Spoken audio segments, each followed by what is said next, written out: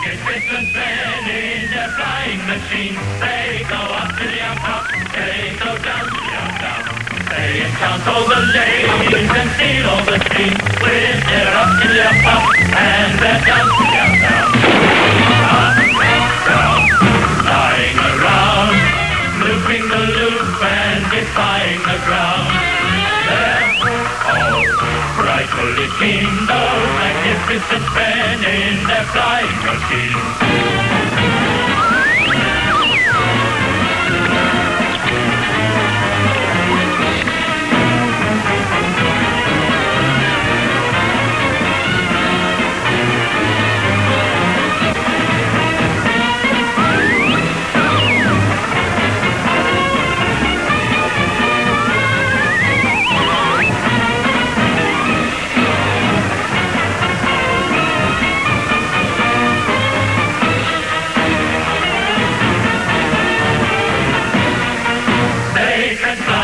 Down with their feet in the air.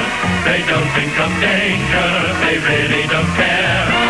Newton will think he has made a mistake to see those young men.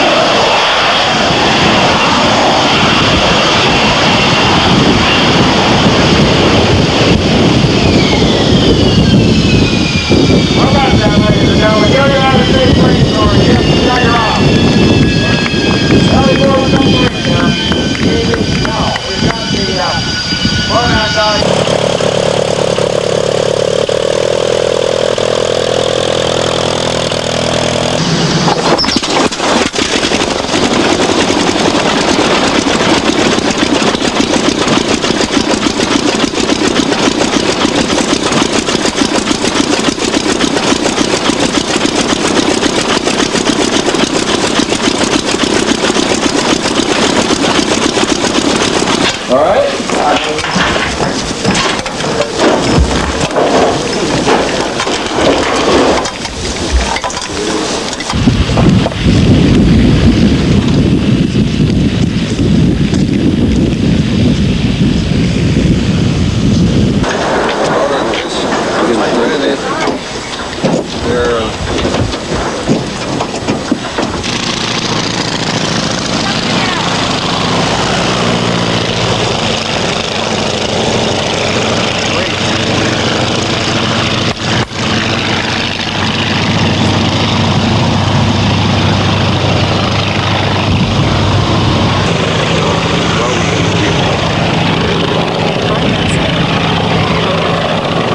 We just flew from one farmer's field to another. We were at home. We had our own field on our hay fields right at home. We'd come in and land and run up and down the field right at our own home. Most people out in the backwoods. There was no Department of Commerce at that time, or FAA or CAA as the early ones were.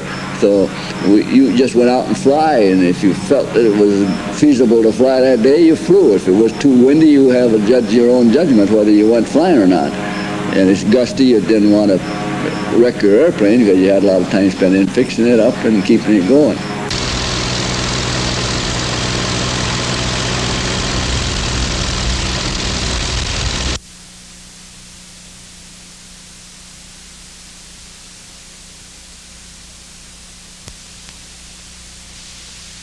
What you're seeing here today are some of the efforts that was put on by the local group of people in Waukesha that got together and formed the Waukesha Aviation Club to finally develop an airport whereby they could fly their home-built airplanes and their gliders and so forth. They usually meted once a month and had speakers from out through the country to come to talk to them how to promote aviation and form an aviation club. The club at the present time did get the county board to establish an airport. Well, we did everything that was daring. In other words, that we led by the hard work. Flying squirrels in the woods, and we see them how they stretch out and fly. We even put gunny bags on, so jumped off the haymows in the mayhaws to see if we could fly like she could fly. We heard flying was going to be the coming thing, and we wanted to be part of it. This was it. And we didn't want farming. We were mechanical. We wanted motorcycles. We had motorcycles. Exciting sports, you know.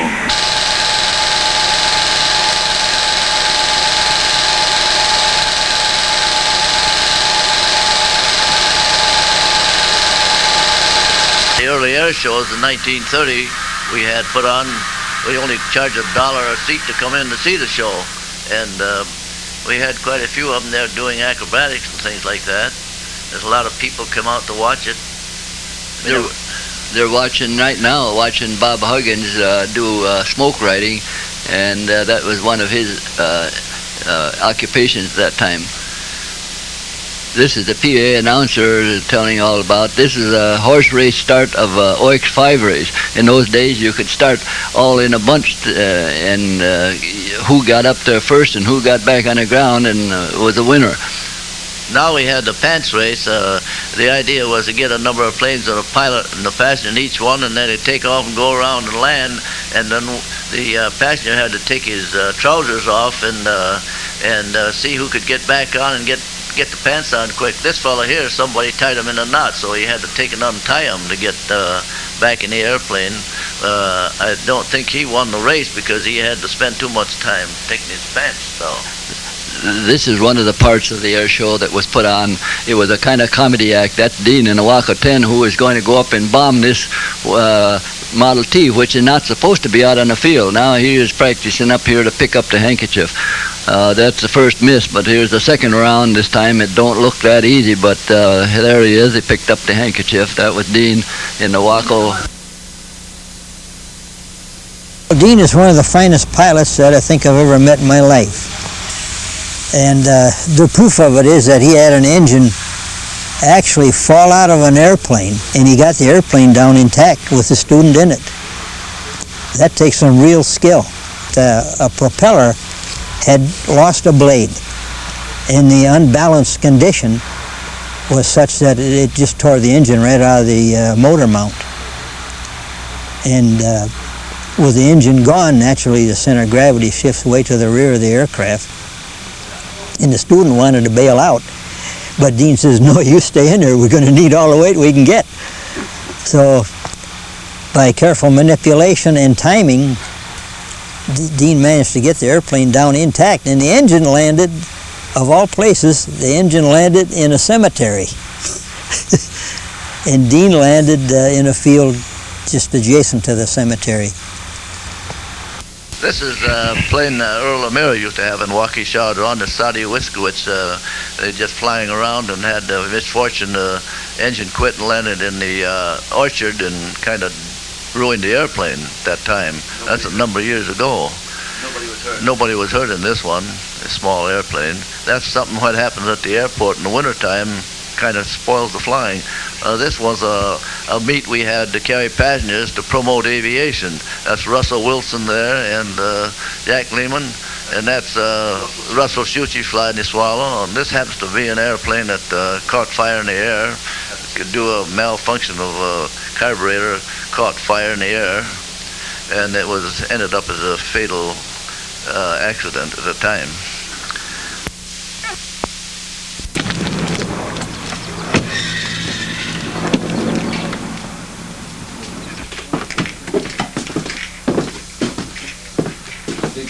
Here we should take and put it on the Waco and try it out someday. Yeah.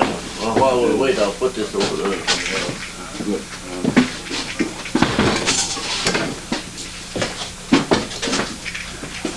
Now, let's take this out and see if it's good as it's supposed to be. Yeah, I think it should be well done. I don't know how well it's working. We'll put it in the vise there, and that's so we can hold it and turn it, see how it operates. This is We had trouble, yeah. This wouldn't start when I brought it home from Hammondsport. that's the magneto. They don't look like there's anything wrong with That that. looks right there. We might. Oh, it looks like it's in good shape.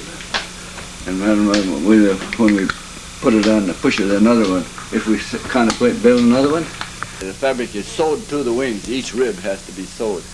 And it takes quite a technique to sew that all on there. Then it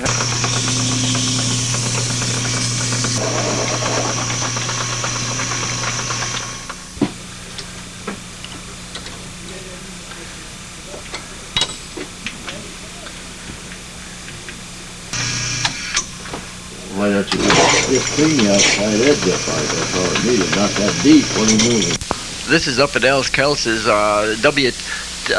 Channel 6 came out one day and wanted to get a flight with my daughter on the wing, but here's the dean there giving a cushion a flight check. This is a normal procedure on an OX-5 is to drain all of the sediment bowls, which is on the carburetor, to get all the dirt and water out of it so they don't have any failure. This is where we put gasoline into the tank up there, and we're using a chamois skin here. Water will not go through a chamois, so it makes a good preventive thing from getting water in the carburetor. This is the overhead, what we call the overhead on an OX-5, and each part of those has to be oiled up each probably a couple hours of flying. That's the control wheel which controls that's the aileron that Dean there is showing the function of it.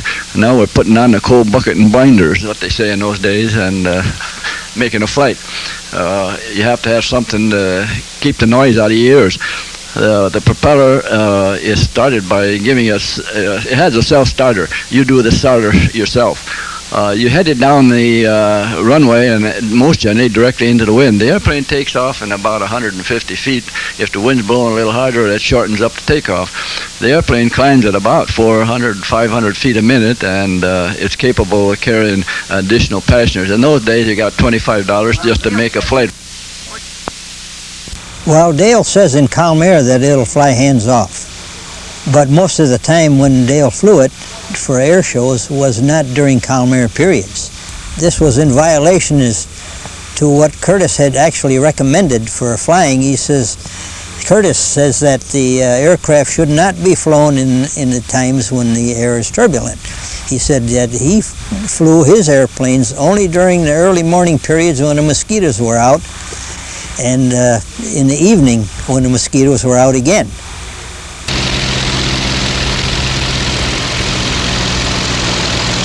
when you first go up there to fly with someone, that airplane is absolutely separate from you.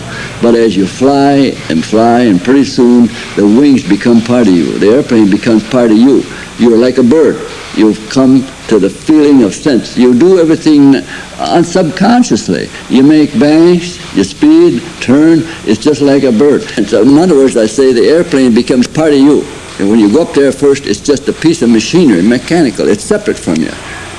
And you can tell that yourself when you fly. You subconsciously fly the airplane. You just look the way you're going. You see what's nobody around there. You make turns, you make this. It's all done subconsciously.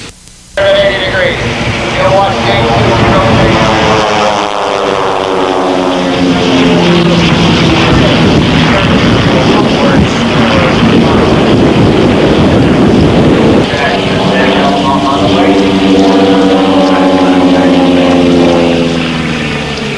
Very good. Reaching that flag down position in over.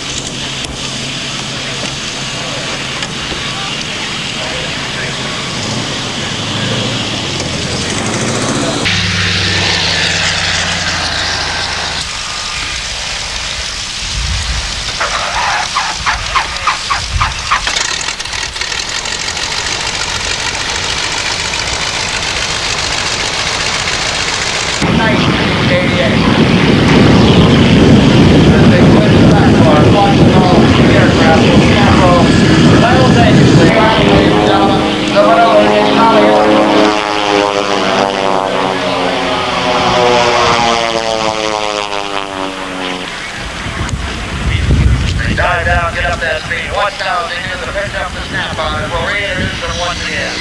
Up we go, from Fort Worth, Texas. Mr. Charlie Heller.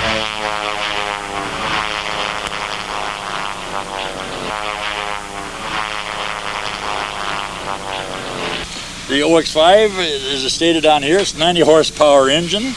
It's really what made general aviation as far as that goes.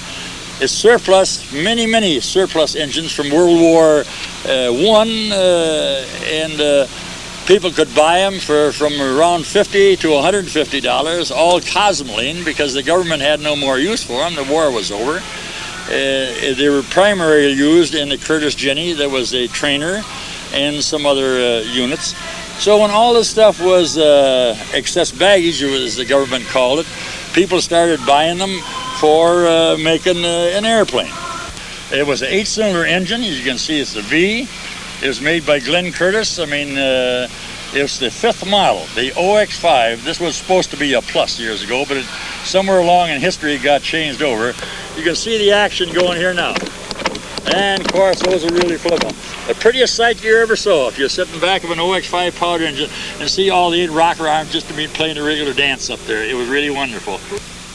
It's kind of a dying man's club, if you could use that term, because, I mean, they're not taking on new members. This comes up quite a few times at our convention. Oh, let our sons and daughters and stuff like that belong as auxiliary members.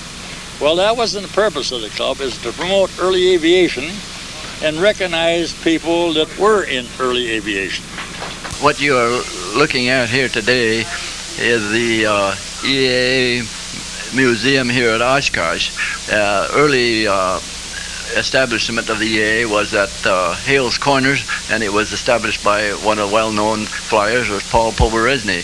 He had an ambition to have aircraft on display of all types of aircraft which were built in those days. This is the original Sweetheart that I used to own and donated to the to the EAA Museum back in 1969.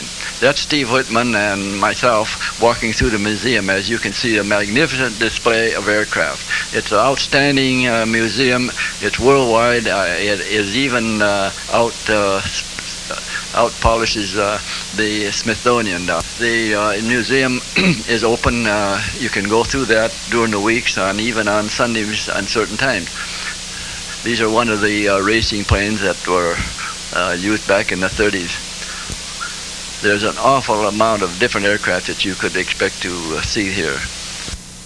This is one of the sports aircraft which was designed and built by Paul Poberezny. The home built is what made aviation as it is today. What you see here has come from a dream. Our work is to ensure that this last frontier, this vast ocean of air above us, is maintained with reasonable freedom and safety and shared equally, and not by those who use it just for profit.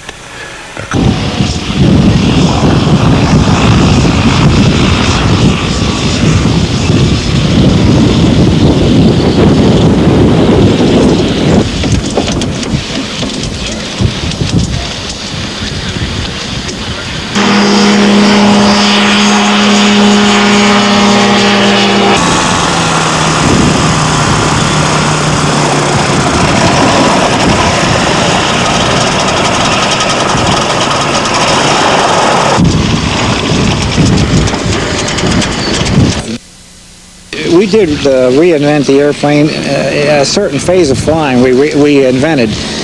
Aviation started from the Wright brothers and progressed very rapidly into high-speed airplanes. Every plane that was built from the Wright brothers on was heavier, bigger, and flew faster. And they forgot about slow-speed flight very quickly. And nothing could fly slowly. All of the old-time airplanes were big and heavy, and they came in quite fast. They came in at close to 50 miles an hour, the older biplanes. And really, I had to learn how to make an airplane controllable at low speed. This was never learned before.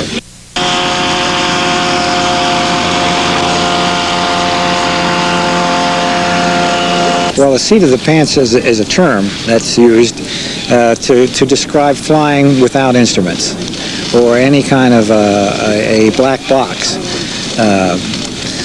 They literally did kind of fly by the seat of their pants. But we do that too with the ultralights. You do it by visual reference. And so it really is pretty to fly just 50 feet off the ground and just clear the trees, just about brush the treetops. It's just as if you had wings.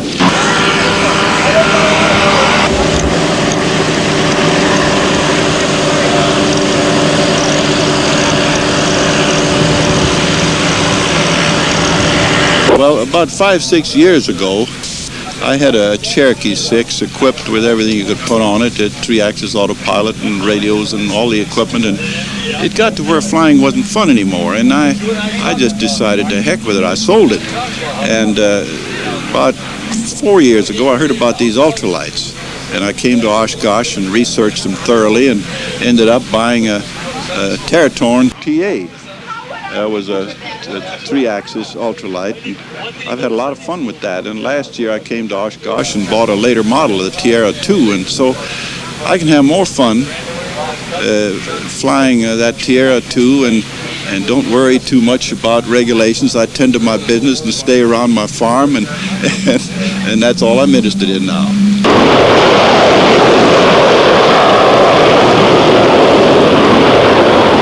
Well, it's kind of funny that one day he goes to work and he's flying a 727 and doing all this kind of stuff, gets home, takes off his uniform, and gets into something like this and flies it.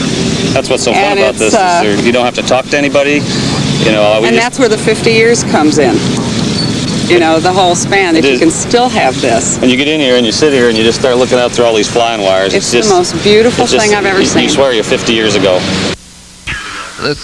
Taking a ride in a Waco biplane, those things were used during to go out barnstorming with. Everybody wanted to ride it. It's like riding a convertible. It's nothing like being free in the air and doing loops. Passengers just would get in line and go right back in again when we were barnstorming out around the country.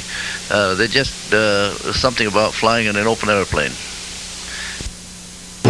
Well, a loop is a simple maneuver if you really, after you do it a few times, and don't worry about get the thing over with, because in a loop, they had those days was what they call a ball bank, and it was a half moon that had the ball in the center, and that indication would tell you right away whether you're skidding or slipping. And that's how we learned a lot to fly. We would, ourselves, we had that in the Jenny, and when we're making turns, we'd kind of check ourselves to see how we were doing. We found that people that were raised on a farm or run a tractor or run a bicycle or stuff like that was easier to teach to fly because he was able to coordinate hands and feet doing things on the farm where you cultivate and you use your feet to steer the cultivator. Motorcycles also was easier to fly because he had a sense of balance, bicycles and so forth. But the doctors and lawyers, they were the toughest ones to fly because they always went more or less by the book. They didn't fly them, could get them to fly by the seat of their pants. It had to be this and it had to be that and so forth.